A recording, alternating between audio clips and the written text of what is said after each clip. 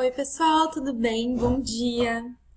Como vocês estão? Espero que estejam se cuidando, tomando os devidos cuidados, tá bom? Aproveitem esses momentos para ficar em casa, cuidar da saúde, evitar o contágio, né? Sair somente quando for realmente necessário. Pessoal, então, só para frisar, esse ambiente será o lugar em que iremos nos encontrar nos horários das nossas aulas, tá bom? Então, este fórum serve para isso. Então, as aulas serão disponibilizadas aqui. Esse também é o momento para serem feitas as perguntas. Eu sei que vocês gostam de falar bastante, tirar várias dúvidas, mas sintam-se à vontade nesse fórum, tá bom? Ele serve para estarmos interagindo, tirarmos as dúvidas. Irei postar em vídeos curtos as aulas, tá bom? Além desse momento, nós teremos também a sala do café. A sala do café é uma sala mais descontraída, um fórum que vocês podem ficar mais à vontade, tá bom? E lá vocês podem tirar dúvidas, podem discutir sobre os assuntos e estarei lá para sanar essas dúvidas também, tá bom? Estamos combinados assim?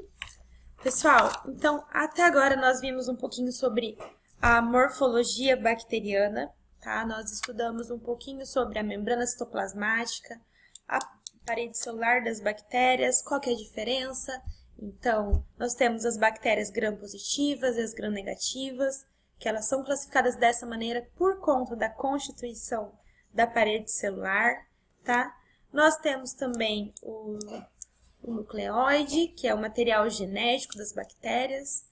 Temos os plasmídios, que são uma organização à parte desse nucleóide, desse cromossomo bacteriano, né? Esse plasmídio, então, ele vai ter a função especial dele de produzir o fator F e o fator R, que nós conversamos na última aula.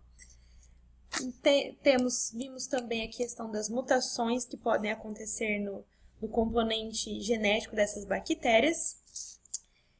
Além disso, vimos por último na aula passada as formas de transferência de material genético entre as bactérias. Então, nós vimos que existe a transformação, então uma bactéria libera um componente no meio e a outra bactéria recebe esse componente de material genético.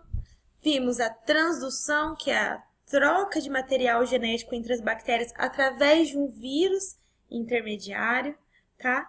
E vimos, por último, a conjugação, que é quando, então, essas bactérias entram em contato para fazer essa troca de material genético, tá? Essa conjugação, ela vai ser feita através de uma estrutura que nós vamos ver hoje. Então, nessa primeira parte da aula, pessoal, nós vamos estudar um último componente da morfologia bacteriana, ou seja, que faz parte da forma bacteriana, que são os apêndices bacterianos, tá? Então, os apêndices, pessoal, são aquilo que estão anexos às bactérias, que fazem parte dessas bactérias, tá? Nós vamos ter três tipos de apêndices que nós vamos ver hoje. Então, existem os flagelos, o pilus ou pili e as fímbrias, ok? Os flagelos, pessoal, eles são o componente bacteriano que vão permitir a motilidade das bactérias, tá?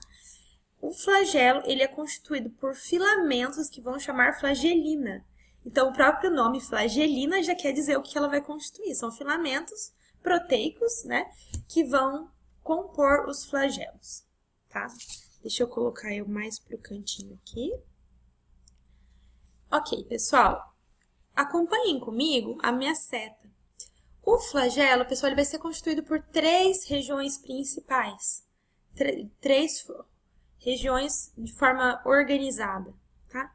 A primeira região, se vocês acompanharem aqui comigo no cursor, ela é a região que está inserida na membrana plasmática e na parede celular, tá? Essa região que está inserida na parede celular e membrana plasmática é chamada de corpúsculo basal ou corpo basal. Se vocês observarem, existem anéis desse corpúsculo basal que permitem que esse flagelo se ligue firmemente à estrutura bacteriana, tá bom? Então, está bem inserido na parede da bactéria. Depois desse corpúsculo basal, nós temos um gancho. Então, essa região que eu estou sinalizando aqui.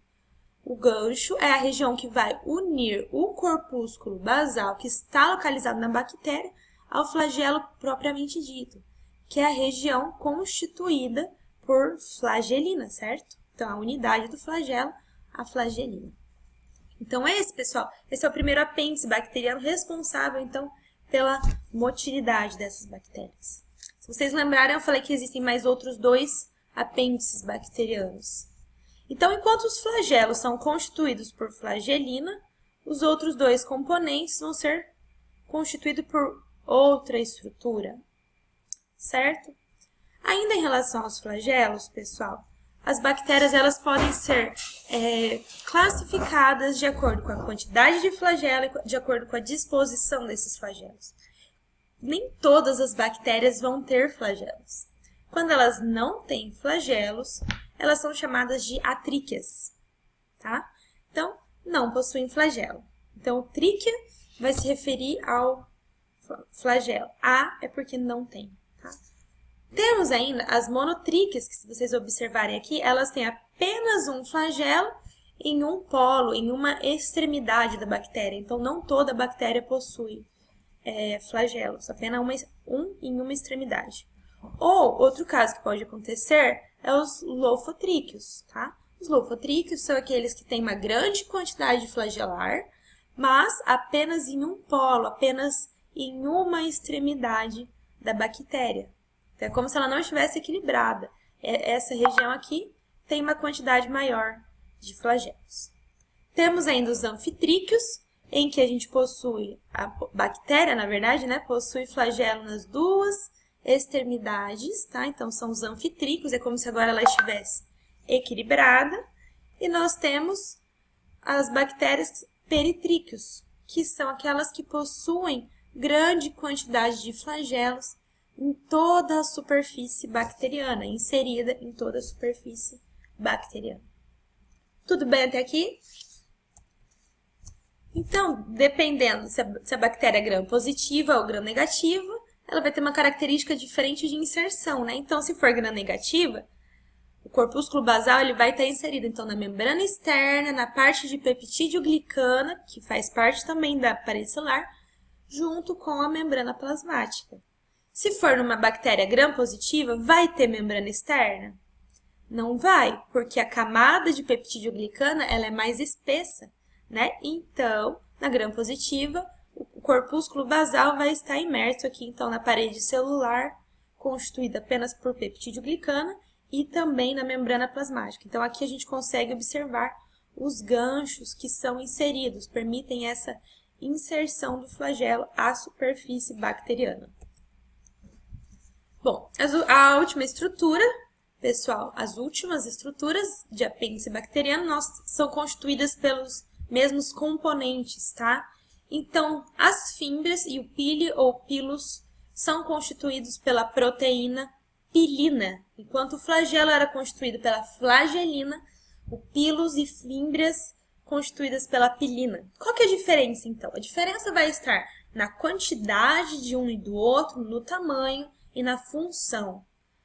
A função do pili bacteriano. Então, lembra que a gente conversou sobre a questão da conjugação bacteriana, que é a troca de materiais de uma bactéria para outra?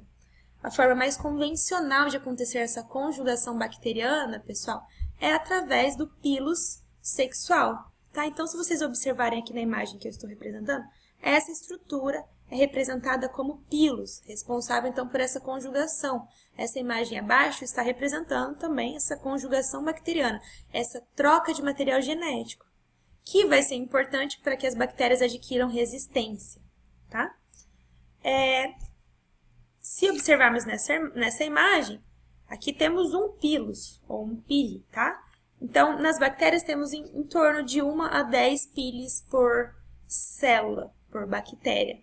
A diferença das fímbrias é que temos uma quantidade muito maior, na verdade a bactéria, né? Tem uma quantidade muito maior de fímbrias, cerca de 100 a 200 por célula, e elas estão relacionadas com o fator de virulência. Então, nós vimos nas outras aulas que existem outros fatores de virulência das bactérias. Nós vimos o LPS, vimos a cápsula, né? que é composta pelo glicocálice, e as fímbrias também são um fator de virulência das bactérias. Então, elas facilitam, favorecem a aderência das bactérias na célula do hospedeiro. Então, permite que a bactéria chegue, grude, se firme, seja firmemente aderida à célula do hospedeiro e consiga invadir e agredir esse hospedeiro.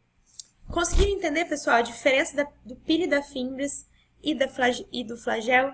A constituição é diferente, a função é diferente, a quantidade e distribuição também é diferente. E aqui, pessoal, a gente encerra essa primeira parte da aula, então, tudo bem? Referente à morfologia bacteriana. Já aproveitem, coloquem aqui as dúvidas, tirem as dúvidas já para que a gente possa dar continuidade ao próximo assunto que iremos abordar hoje ainda, tá bom? Até daqui a pouco, então.